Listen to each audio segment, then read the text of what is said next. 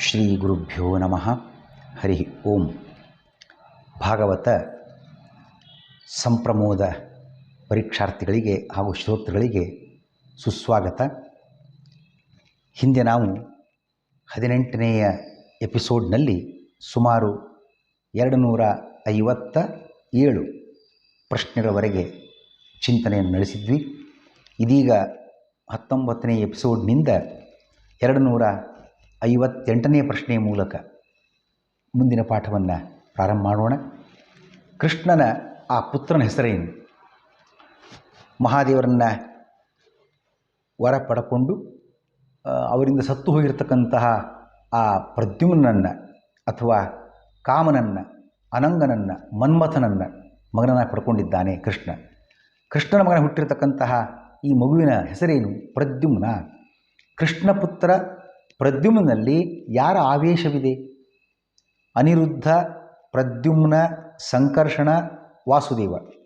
ಇದು ಭಗವಂತನ ಹರಿಯ 4 ವ್ಯೂಹ ರೂಪಗಳು. ಅವುಗಳಲ್ಲಿಯ ಪ್ರದ್ಯುಮ್ನ ರೂಪದ ಆವೇಶ ಈ ಕೃಷ್ಣಪುತ್ರ ಪ್ರದ್ಯುಮ್ನಲ್ಲಿ ಇದೆ. ಶುಕಮುನಿ ಪರೀಕ್ಷಿತಿಗೆ ಯಾವ ಕಥೆ ಹೇಳಿದರು? ಪ್ರದ್ಯುಮ್ನನು, ಇದೇ ಕೃಷ್ಣಪುತ್ರ ಪ್ರದ್ಯುಮ್ನನು ಮಾಯಾವತಿಯಿಂದ ಮಾಯಾವಿದ್ಯೆ ಕಲಿತು ಮಹಾಮಾಯಾವಿ ಶಂಬರಾಸುರನನ್ನು ಸಂಹರಿಸಿದ್ದಾನೆ ಎಂಬ ಕಥೆ ಹೇಳಿದರು. ಯಾರು ಈ ಮಾಯಾವತಿ? ಮನ್ಮಥನ ಅಧಿಕೃತ ಪತ್ನಿಯಾದ ರತಿದೇವಿಯೇ ಮಾಯಾವತಿ ಅನ್ನುವ ಹೆಸರಿನಿಂದ ಶಂಬರಾಸುರನ ಪಾಕಶಾಲಾಧ್ಯಕ್ಷೆಯಾಗಿದ್ದಳು. ಅಡಿಗೆ ಮನೆಯ ಉಸ್ತುವಾರಿ ವಹಿಸಿಕೊಂಡಿದ್ಳು. ಇವಳು ಪ್ರದ್ಯುಮ್ನಿಗೆ ಮಾಯಾವಿದ್ಯೆ ಕಲಿಸಿದಳು. ಶಂಬರಾಸುರನ ಸಂಹಾರಕ್ಕಾಗಿ. ಯಾಕೆ ಶಂಬರಾಸುರನ ಸಂಹಾರ ಮಾಡತಕ್ಕಂಥದ್ದು? ಅವನು ಅಪರಾಧಗೈದುದರಿಂದ. ಏನು ಅಪರಾಧ ಶಂಬರಾಸುರ ಮಾಡಿದ್ದು? ಶಂಬರಾಸುರ ಮಹಾದುಷ್ಟ, ಮಹಾಪಾಪಿ. ಈ ಕೃಷ್ಣನ ಮಗು ಅಂದರೆ ಪ್ರದ್ಯುಮ್ನ ಏನು ಹುಟ್ಟಿತ್ತು, ಇನ್ನೂ 10 ದಿವಸ ಆಗಿರಲಿಲ್ಲ, ಹಸುಗೂಸು. ಅವನನ್ನು ಆ ಸೂತಿಕಾಗ್ರಹದಿಂದ ತನ್ನ ಮಾಯಾವಿದ್ಯೆಯಿಂದ ಅಪಹಾರ ಮಾಡಿ ಸಮುದ್ರದೆಸೆದು ಕೊಲ್ಲುವ ಪ್ರಯತ್ನ ಮಾಡಿದ್ದ ಈ ಮಹಾಪಾಪಿ. ಸಮುದ್ರದಲ್ಲಿ ಬಿದ್ದುದು ಆ ಕೂಸು ಮಾಯಾವತಿ ಬಳಿಗೆ ಹೇಗೆ ಬಂದಿತು?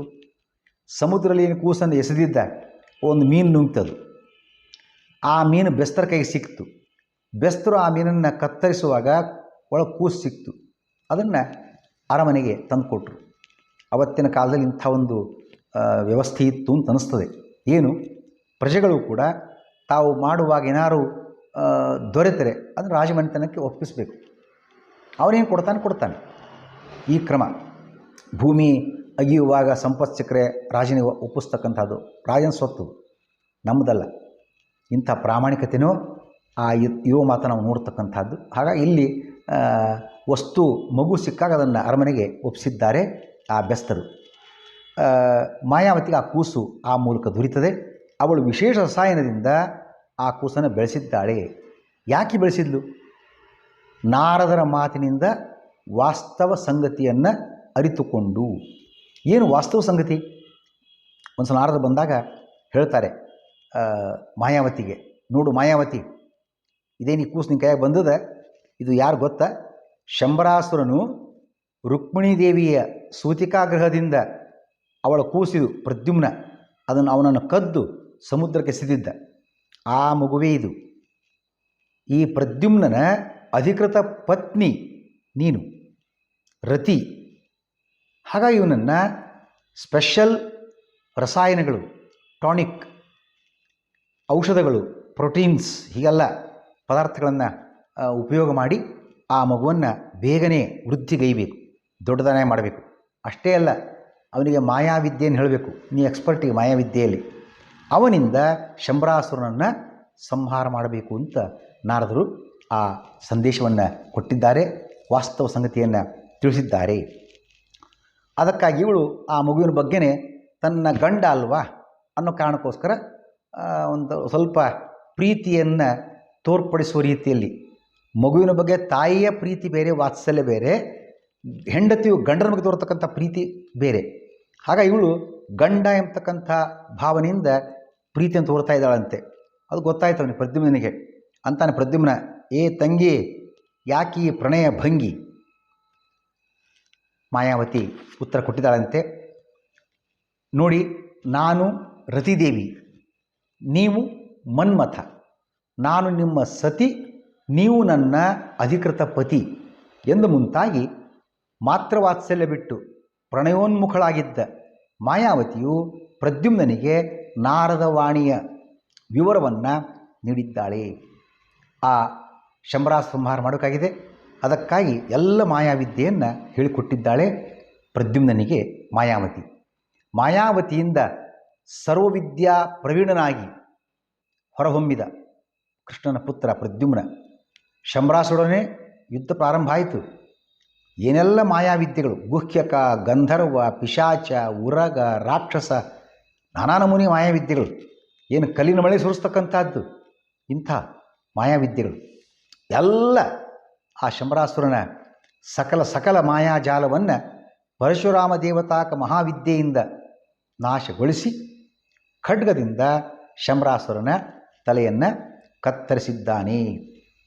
ಪ್ರದ್ಯುಮ್ನನಿಗೆ ಶಂಬರಾರಿ ಅಂತ ಹೆಸರು ಬರ್ತದೆ. ಶಂಬರಾರಿಂ ಮನಸಿಜಃ, ಅಮರಕೋಶ. ಈ ಮನಸಿಜ ಅಂದರೆ ಮನ್ಮಥನಿಗೆ ಶಂಬರಾರಿ.